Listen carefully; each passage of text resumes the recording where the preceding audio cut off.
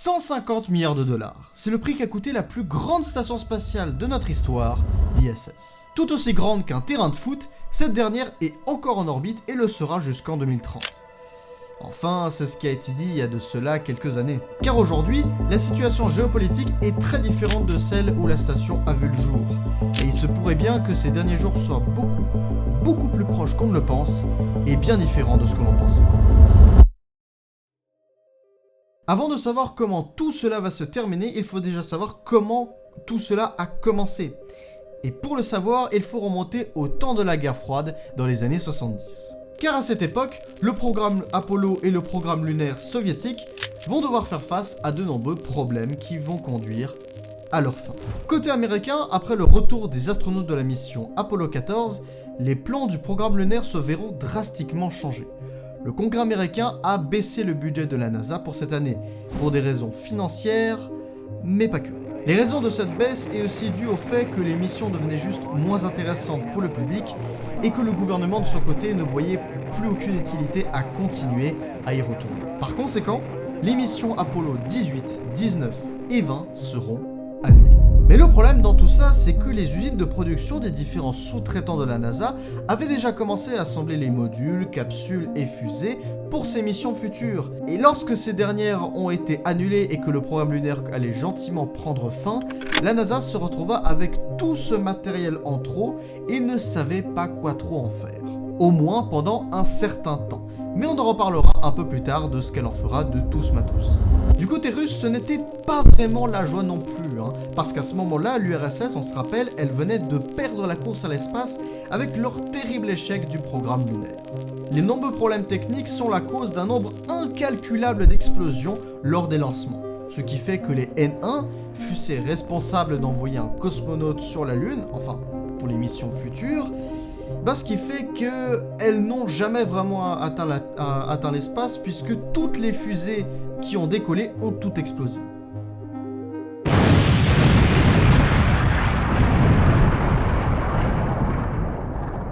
Mais avec un budget de plus en plus limité dû à une économie en baisse elle aussi, les dirigeants du programme spatial soviétique estimaient qu'il n'y avait plus aucune raison significative de continuer.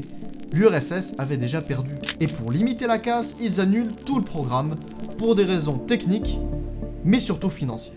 Et c'est dans ce contexte qu'avec une économie en baisse des deux côtés qu'apparaîtront les premières stations spatiales, que ce soit du côté est que du côté ouest.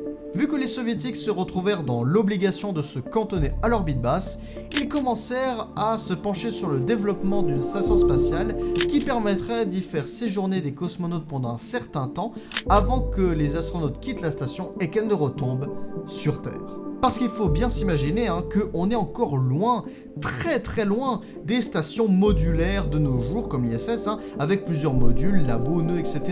À l'époque, ça n'existait pas. Et c'est avec ce système primitif qu'en 71 qu'apparaîtra la première station spatiale de l'histoire, pas soviétique, mais de l'histoire, et elle s'appelait Salyut 1. La station est certes la première de notre histoire, mais elle souffrait d'énormes problèmes techniques, ce qui fait qu'ils se forceront à la décliner en plusieurs versions pour ainsi l'améliorer et apporter des évolutions, jusqu'à la 7e version qui s'appelait Salyut 7. Même si le déploiement de Salyut a été chaotique, elle a permis tout simplement un premier pas dans le développement de stations spatiales de longue durée du côté russe, et a permis également le développement de d'autres choses, comme par exemple le cargo automatisé Progress, premier cargo et premier vaisseau automatisé. Et pour ce qui en est du côté américain, il faut revenir au moment où la NASA se retrouva avec un surplus de matériel disponible. Vous vous en souvenez, à ce moment-là, la NASA ne savait pas quoi trop en faire de tout ça, et elle se décida elle aussi de s'orienter sur le développement de stations spatiales en s'appuyant sur d'anciens projets abandonnés, du genre comme par exemple le MOL pour Manen Orbiting Laboratory. Quand je dis ancien, je pèse mes mots. Pour vous dire, ce projet de laboratoire spatial date des débuts des années 60, donc quasiment avant Apollo, et c'était lors des missions Gemini. Et ce dernier était censé être utile pour y mener des observations de la Terre et surtout du bloc soviétique pour l'armée américaine. Mais ce qui a mené à l'abandon de ce projet est dû à l'émergence des satellites de reconnaissance qui rendront ce projet totalement inutile et trop coûteux par rapport à ces derniers où l'absence de présence humaine et les coûts beaucoup plus faibles leur donneront raison. Du coup, la NASA décide de s'y lancer elle aussi en faisant non pas pour l'armée mais cette fois-ci pour la science et pour les civils, avec différents éléments restants du programme Apollo, dans le but d'établir une future station spatiale de longue durée en orbite basse avec de nombreuses expériences. Et ce projet sera renommé Skylab. Le corps principal de la station se basera sur l'étage S4B de la Saturne V, qui sera reconverti en laboratoire avec au-dessus différents modules supplémentaires d'arrimage, avec également des panneaux solaires, le tout protégé par une coiffe lors du lancement. Le tout sera lancé en mai 1973 pour le dernier décollage de Saturne V de l'histoire. La fusée subira quelques modifications dont l'ajout d'une coiffe géante pour protéger le reste de la station. Pour ce qui en est de Skylab, j'en ferai une vidéo à part sur le sujet. Je trouve que c'est trop dense pour que ça soit conditionné dans cette vidéo, qu'on soit d'accord. Mais cependant, quoi qu'il en soit, la station souffrait d'énormes problèmes techniques, ce qui fait que après le lancement, lorsqu'il y a eu les premières expéditions, elle ressemblait plus à des missions de sauvetage qu'à des vraies missions scientifiques. Et après 3 ans dans ce gigantesque bricolage qu'était Skylab, la NASA décide de la délaisser au profit du développement d'un projet moins coûteux mais réutilisable, la navette spatiale, fin des années 70. Et de ce côté, Skylab, elle ne sera plus vraiment habitée et se consumera dans l'atmosphère en juillet 1979. Finalement, la station a été un bel essai, mais pas suffisamment concluant, au vu du nombre incalculable de problèmes techniques. Mais néanmoins, elle a permis tout de même d'y établir un premier pas du côté américain dans le monde du développement des stations spatiales, et elle a permis également d'y faire beaucoup d'expériences scientifiques. Tandis que les problèmes s'enchaînaient des deux côtés, c'est dans cette période que les deux nations rivales vont commencer à se rapprocher l'une de l'autre. Dans les faits, les relations entre les deux commençaient à se détendre gentiment et permettra la rencontre entre les Américains et les Russes dans l'espace lors de la mission symbolique Apollo-Soyouz en 1975, là où il y aura le premier amarrage entre un vaisseau Apollo américain et un vaisseau russe Soyouz dans l'espace. Bien que les relations étaient plus amicales qu'auparavant, ils gardaient tout de même une certaine distance entre les deux, et après cette mission, chacun est un peu retourné un peu dans son coin. Les soviétiques vont continuer leur projet de station spatiale, avec notamment le développement et l'assemblage de Mir, qui commencera en 86. Par contre, de leur côté, les Américains, ils vont totalement délaisser Skylab et l'idée de construire des stations spatiales pour les navettes spatiales et le lancement et le déploiement de satellites en orbite basse. Mais c'est dans les années 80 que les choses vont vraiment commencer à changer. En 83, Ronald Reagan relance l'idée d'un projet de station spatiale de longue durée grâce au succès des navettes. Cette station sera modulaire à l'image de Mir avec plusieurs modules et sera nommée Freedom. Reagan veut la voir plus grande, plus ambitieuse que Mir avec de plus grands panneaux solaires et de plus grands modules. En clair, c'est la démesure. Cependant, de l'autre côté, les soviétiques répondent à leur tour avec le projet Mir 2 qui devrait remplacer Mir à long terme, alors que je vous rappelle que Mir elle est même pas encore finie. Mais qu'importe, le Kremlin veut la voir beaucoup plus imposante que sa prédécesseuse et surtout beaucoup plus imposante que sa rivale américaine. Mais à nouveau, un nouvel événement viendra tout chambouler. La chute de l'URSS, du mur de Berlin et du bloc soviétique en 91 qui va bousculer le monde mais aussi tout le programme spatial soviétique. La mauvaise situation économique a mené très rapidement à l'annulation de Mir 2, tandis que du côté américain, c'était pas fou non plus. Freedom ne rencontrera pas l'attente espérée par Reagan.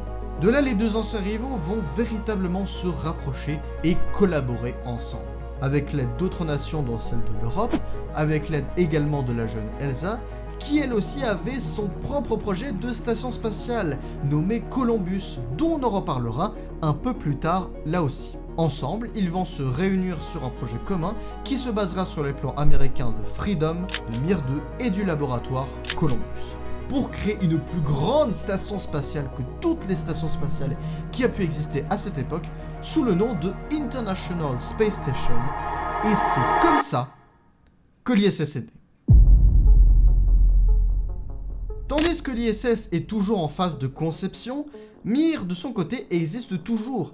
Alors le Kremlin décide de continuer son développement, puisque bien évidemment elle va pas abandonner sa station qu'elle venait à peine de commencer, elle décide du coup d'y ajouter d'autres modules supplémentaires, permettant ainsi d'augmenter sa durée de vie. Et c'est en 93 qu'est lancé le programme Shuttle Mir, visant aux Américains d'acquérir un certain savoir-faire dans la création de modules de stations spatiales, mais aussi de permettre à leurs astronautes américains de pouvoir s'y entraîner dans le but de préparer le terrain dans des futures missions où il y aura des séjours de longue durée, des expériences scientifiques avec des équipages mixtes. D'ailleurs, c'est à bord de Mir où on verra apparaître des astronautes de différentes nationalités, autres que américains ou russes, comme Jean-Luc Chrétien, premier spationaute français dans l'espace. Et petit à petit, Mir devient une gigantesque plateforme de test pour les expériences, les procédures de rendez-vous et d'amarrage qui seront utiles lors de la construction de l'ISS. D'ailleurs, en parlant d'amarrage, c'est en 95 que la navette Atlantis sera la première navette à s'amarrer à Mir lors de la mission STS-71.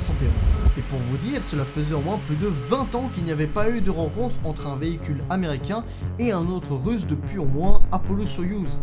Là où Apollo-Soyouz c'était juste symbolique parce que la tension se relâchait, là avec la mission STS-71, ça marquera une véritable coopération entre les deux nations, autrefois rivales.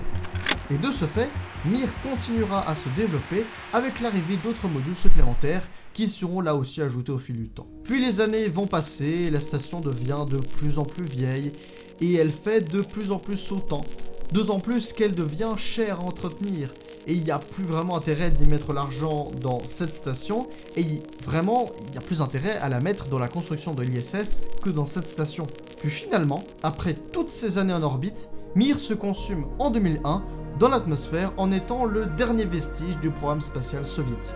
Aujourd'hui, il est possible que beaucoup de gens considèrent l'ISS comme la première station spatiale internationale.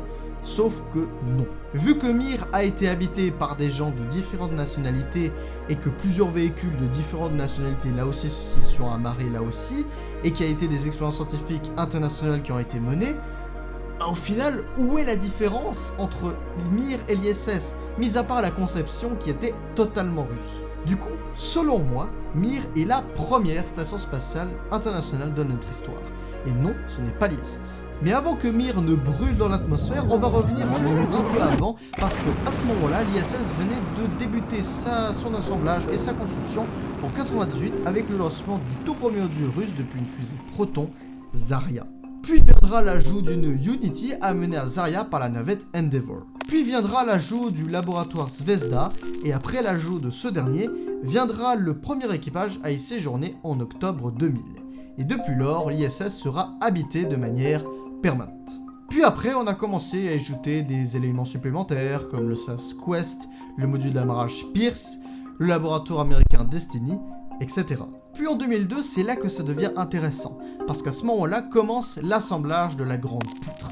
Cette grande poutre devra supporter les gigantesques panneaux solaires du projet Freedom et des régulateurs de chaleur et énormément de systèmes électriques.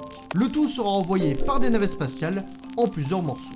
D'ailleurs, en parlant de navettes spatiales, c'est seulement un an après qu'elles feront à nouveau reparler d'elles, mais pas du tout dans le bon sens et dans le sens que l'on pense. En 2003, la navette Columbia explose lors de la rentrée atmosphérique dû à un défaut dans la protection thermique et du bouclier thermique qui est apparu lors du décollage. Après les rapports d'enquête, la conclusion semble inévitable.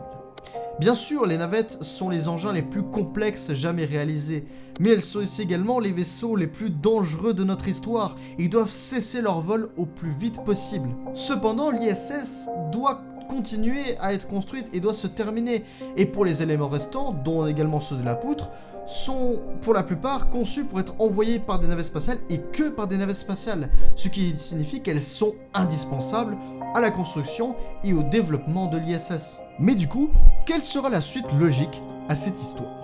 Est-ce que les navettes spatiales prendront leur retraite? Est-ce qu'il y aura d'autres vaisseaux qui viendront les remplacer?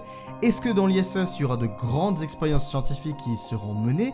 Et surtout, est-ce que l'ISS prendra fin dans un avenir plutôt proche? Eh bien, vous aurez les réponses à toutes ces questions dans le prochain épisode.